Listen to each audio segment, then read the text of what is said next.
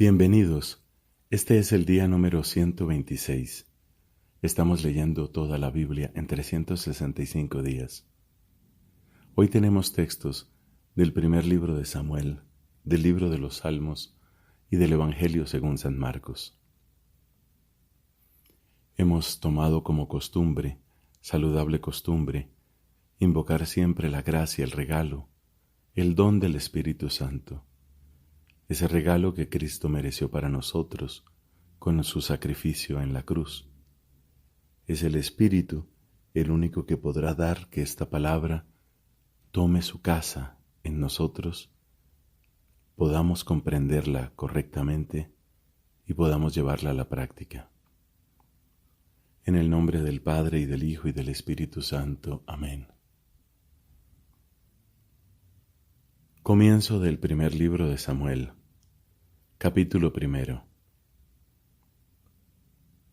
Había un hombre de Ramataim, un sufita de la montaña de Efraín, que se llamaba Elcaná, hijo de Hieroham, hijo de Eliú, hijo de Tohu, hijo de Suf, efraimita. Él tenía 2 mujeres, una se llamaba Ana, y la otra, Peniná. Peniná tenía hijos, pero Ana no tenía ninguno. Este hombre subía cada año desde su ciudad para adorar y ofrecer sacrificios al Señor en Silo. Allí eran sacerdotes del Señor, Hofni y Pinhas, los 2 hijos de Elí. El día en que Elcaná ofrecía su sacrificio, daba a su esposa Peniná y a todos sus hijos e hijas porciones de la víctima. Pero a Ana le daba una porción especial porque la amaba, aunque el Señor la había hecho estéril. Su rival la afligía constantemente para humillarla, porque el Señor la había hecho estéril. Así sucedía año tras año, cada vez que subían a la casa del Señor. La otra la afligía de la misma manera. Entonces Ana se ponía a llorar y no quería comer. Pero Elcaná, su marido, le dijo: Ana, ¿por qué lloras y no quieres comer? ¿Por qué estás triste? ¿No valgo yo para ti más que 10 hijos? Después que comieron y bebieron en Silo, Ana se levantó. Mientras tanto, el sacerdote Elí estaba sentado en su silla a la puerta del templo del Señor. Entonces Ana, con el alma llena de amargura, oró al Señor y lloró desconsoladamente. Luego hizo este voto: Señor de los ejércitos, si miras la miseria de tu servidora y te acuerdas de mí, si no te olvidas de tu servidora y le das un hijo varón, yo lo entregaré al Señor para toda su vida, y la navaja no pasará por su cabeza. Mientras ella prolongaba su oración delante del Señor, Elí miraba atentamente su boca. Ana oraba en silencio, solo se movían sus labios, pero no se oía su voz. Elí pensó que estaba ebria y le dijo: ¿Hasta cuándo te va a durar la borrachera? Vea que se te pase el efecto del vino. Ana respondió: No, mi señor, yo soy una mujer que sufre mucho. No he bebido vino ni nada que pueda embriagar, solo me estaba desahogando delante del Señor. No tomes a tu servidora por una mujer cualquiera. Si he estado hablando hasta ahora, ha sido por el exceso de mi congoja y mi dolor. Vete en paz, le respondió Elí, y que el Dios de Israel te conceda lo que tanto le has pedido. Ana le dijo entonces: Que tu servidora pueda gozar siempre de tu favor. Luego la mujer se fue por su camino, comió algo y cambió de semblante. A la mañana siguiente se levantaron bien temprano y se postraron delante del Señor. Luego regresaron a su casa en Ramá. Elcaná se unió a su esposa Ana, y el Señor se acordó de ella. Ana concibió, y a su debido tiempo dio a luz un hijo, al que puso el nombre de Samuel, diciendo: Se lo he pedido al Señor. El marido, Elcaná, subió con toda su familia para ofrecer al Señor el sacrificio anual y cumplir su voto. Pero Ana no subió porque dijo a su marido: No iré hasta que el niño deje de mamar. Entonces lo llevaré, y él se presentará delante del Señor y se quedará allí para siempre. Elcaná su marido le dijo: Puedes hacer lo que mejor te parezca. Quédate hasta que lo hayas destetado, y ojalá que el Señor cumpla tu palabra. La mujer se quedó y crió a su hijo hasta que lo destetó. Cuando el niño dejó de mamar, lo subió con ella, llevando además un novillo de 3 años, una medida de harina y un odre de vino, y lo condujo a la casa del Señor en Silo. El niño era aún muy pequeño, y después de inmolar el novillo se lo llevaron a Elí. Ella dijo: Perdón, Señor mío, por tu vida, Señor. Yo soy aquella mujer que estuvo aquí junto a ti para orar al Señor. Era este niño lo que yo suplicaba al Señor, y Él me concedió lo que le pedía. Ahora yo, a mi vez, se lo cedo a Él. Para toda su vida queda cedido al Señor. Después se postraron delante del Señor. Entonces Ana oró diciendo: Mi corazón se regocija en el Señor. Tengo la frente erguida gracias a mi Dios. Mi boca se ríe de mis enemigos, porque tu salvación me ha llenado de alegría. No hay santo como el Señor, porque no hay nadie fuera de ti y no hay roca como nuestro Dios. No hablen con tanta arrogancia, que la insolencia no les brote de la boca, porque el Señor es el Dios que lo sabe todo, y es Él quien valora las acciones. El arco de los valientes se ha quebrado y los vacilantes se ciñen de vigor. Los satisfechos se contratan por un pedazo de pan, y los hambrientos dejan de fatigarse. La mujer estéril da a luz 7 veces, y la madre de muchos hijos se marchita. El Señor da la muerte y la vida, hunde en el abismo y levanta de él. El Señor da la pobreza y la riqueza, humilla y también enaltece. Él levanta del polvo al desvalido y alza al pobre de la miseria, para hacerlo sentar con los príncipes y darle en herencia un trono de gloria. Porque del Señor son las columnas de la tierra y sobre ellas afianzó el mundo.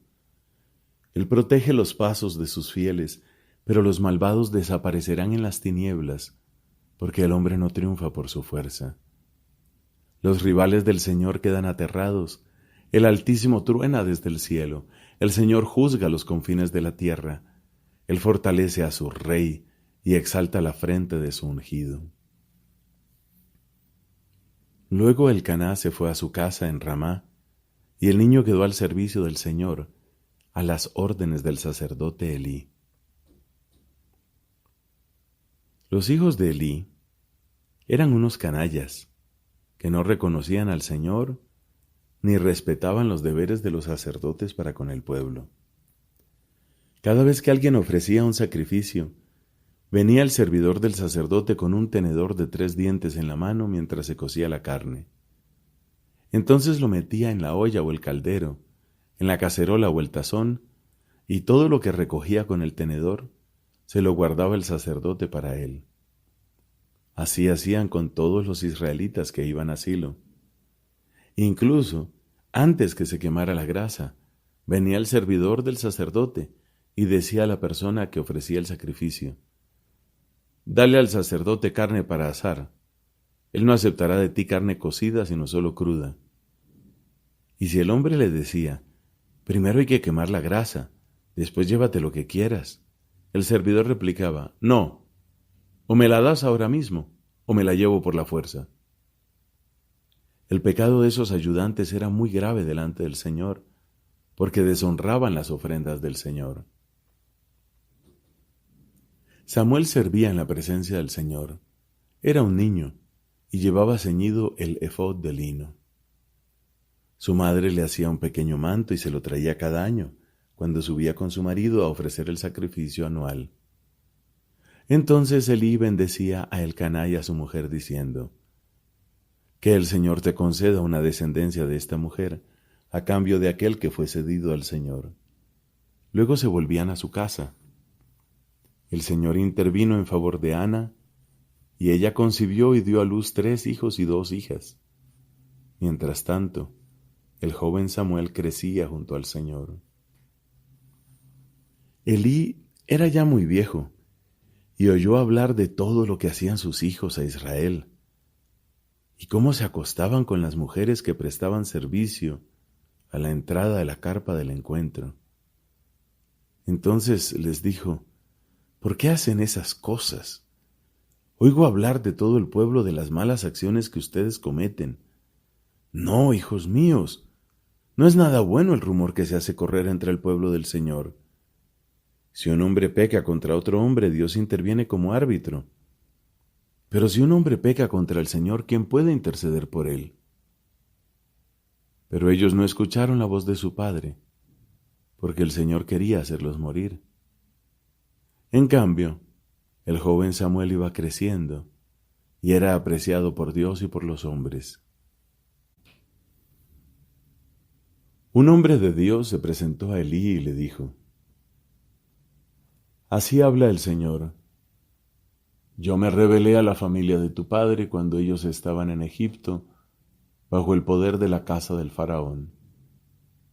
Elegí a tu padre entre todas las tribus de Israel para que fuera mi sacerdote y subiera a mi altar, para que hiciera arder el incienso y llevara el efod en mi presencia, y asigné a la familia de tu padre todas las ofrendas que hacen quemar los israelitas. ¿Por qué entonces pisotean mi sacrificio y mi ofrenda que yo prescribí para mi morada?